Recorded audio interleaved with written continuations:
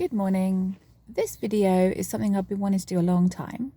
It's called Confessions of an Ex-Slimming Consultant. Now, I'm not going to say which company I worked for a while, but it is one of the big UK slimming consultancies. There are two, and they both end with the same letter. But I'm not going to... They're all the same in my mind. They're all the same. You know, get people's hopes up, get you on a low-fat diet, a customer for life, right? When I started working for that particular company, I really wanted to help people. I genuinely thought that 5 a day, eat as much vegetables as you can, eat low fat, trim fat off everything was the way to go. But it wasn't. Facebook wasn't around when I started doing that, but the internet had been around for a good 10 years by that point. So information was available to me and the other consultants to contradict what we were teaching people. So there's going to be two parts to this video. One is my apology to all the women and the men that I destroyed with my beliefs. And the second part of this is my little article that I wrote straight after leaving this particular company. It's summing up my experience. So that bit, I will be looking at the paper a bit, so I apologise for not looking at the camera the whole time. So I'm trying to really look at you right now, but I'm going to glance down. But yeah, my apology. In this day of information, ignorance isn't an excuse, is it?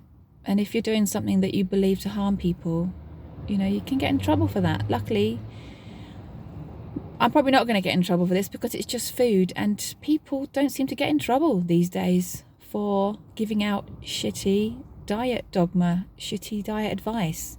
People don't get in trouble for promoting vegetables or telling people to cut fat off their meat. So I'm probably not going to go to prison for this, but some days I wish I could, because just I want to, you know, get my sins out there. I apologise. I apologise for encouraging women to destroy their hormones, their sanity. And this is my apology. If you came to one of my slimming groups, nearly said the whole thing then, but I'm just going to call it slimming group. If you came to one of my groups and your hormones are now trashed and your sanity is trashed and you can't get the weight down, I apologise. I sincerely apologise for that. Okay, that's that bit done. Yeah. I've also dropped my script, which I'm now going to collect. And here it is, and I'm going to read it. This is an article I wrote. This is an article I wrote for a intuitive eating blog website that was going around a few years ago. That site has actually now been taken down and changed and revamped. So my article has been lost. So I would like to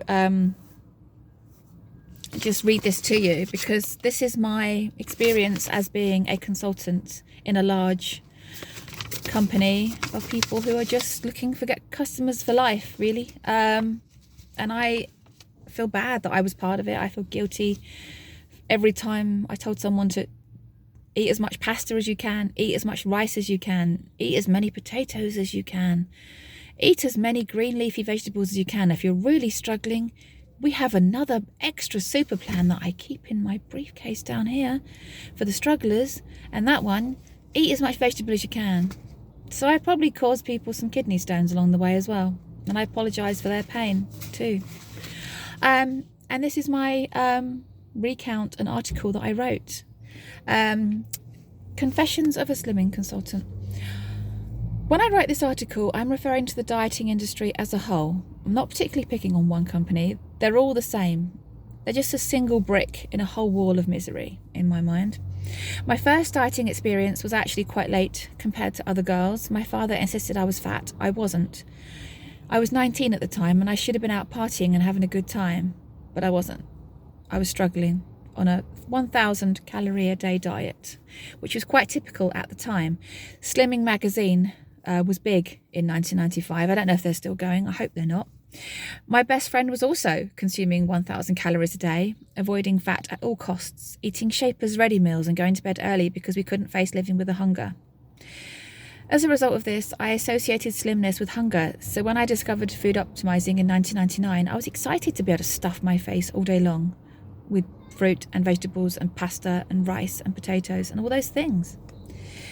Looking back, it's very clear how my relationship with food became screwed up. Starve, binge, overeat, etc., etc., rinse and repeat constantly for years. In my 20s, I had no understanding of how these diets completely destroy your hormones. I had no clue that the 1,000 calorie starvation diet that I'd tried was going to cause me weight loss misery lasting well into my 40s, and misery that still is today, isn't it? Because at the moment I'm still trying to get it sorted. So the misery still continues all this time later. I became a consultant 11 years after starting my first ever diet, soon after the birth of my first child. I wanted to help people, but also I thought that the role would help me maintain my weight. A lot of us did it because we thought that it would help us maintain our weight. And it's the thought that many consultants have when they sign up. Week after week, we stood and applauded people for being successful. I had to spend longer on the people who'd failed to get results. It still makes me cringe. The questioning of these people was embarrassing and boring. I can only imagine what the new people, the new rejoiners, thought, sitting through a therapy session full of maintainers and gainers. Most of the time it was long-term members, and even the consultants, who were really struggling. Whole packs of middle-aged women sitting together feeling like a social club of failures. Clueless to how they gained a pound, lost a pound, gained a pound, on and on. It was exhausting. There are few things more humiliating than being weighed in public. I was taking people's money. I'm sorry about that, by the way. I was barely breaking even, to be honest. I never made any profit out of it. I was just about paying my rent and getting some food on the table. I wasn't getting rich on it. And then asking them to get weighed. The members were always coming into groups starving and dehydrated because they were terrified to eat or drink before they came to a meeting, me included. One lady even took off her jeans in front of everyone. She'd come to the decision that gaining a pound or two was more humiliating than standing naked in front of a group of people in a room with windows all around it that people could see into. We had an award for people who had lost 10% of their body weight. We were not allowed to declare how much people actually weighed, but it didn't take a genius to work out how much someone weighed if they'd just received their 2 stone award and their club 10 on the same night. We really were treated like a room full of idiots. Every week there'll be a new recipe for a hideous, sugar-free, fat-free cake full of bran to rip people's guts out. Every month there will be a new ingenious way to spice up a pot of quark, which, in case you don't know, is a low-fat, fat-free, disgusting, horrible, disgusting cheese. Twice a year there will be a new limited edition of Muller Light yogurt to leave a nasty taste in everyone's mouth. To get people to turn up to this hellhole in the first place, we had to deliver 3,000 leaflets, and 3,000 poor unsuspecting people would receive a leaflet through their door, many of which were probably already on diets or looking for that magical pill to make them happy. I found all elements of the marketing side quite depressing, but the one thing that I totally refused to do was the word of mouth. We literally had to go round supermarkets and find people and tell them about our wonderful plan. The word of mouth was easily the most hideous part of the marketing, and I didn't do it and never did it. I couldn't face it. Oh, you look a bit fat. Would you like to come to my club? I struggled with my weight throughout my journey as a consultant because it all comes down to the same thing. We were all struggling with the same guilt, the same misery, the same trashed hormones, and the same feeling of hopelessness as all of the members. There is a little bit more, but I want to get this down because I think it's worth it. My own consultant at the group, so I had to go to a group myself. Most consultants were struggling with their own weight, so they had to go to another group to get support for their own weight. I'm not laughing, I'm just hysterical over it. My own consultant, she had gained 4 stone since hitting her target herself. For anyone watching in America, that's 4 stone times, that's 4 times 14 pounds, that's 28.56, is that right? She couldn't get motivated from one week to the next. Bless her, she is still a consultant now. I haven't seen her in years, and the sad truth is there is a good chance she's still struggling to accept herself. Still feels she just needs to get a grip. We all just thought we had to get a grip. It's heartbreaking. I feel sorry for the consultants at the other big slimming company that I won't mention, also ending with a word beginning with W. They were forced to get on the scales at regular intervals and asked to lose weight if they were not proving to be a worthy example.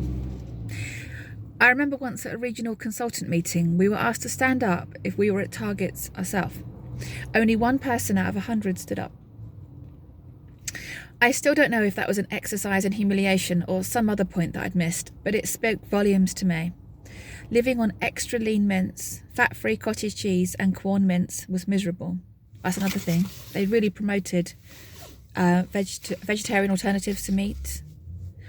So whichever plan you were following, the Quorn mince, Quorn sausages, meat substitutes were actually a super speedy, super free slimming food.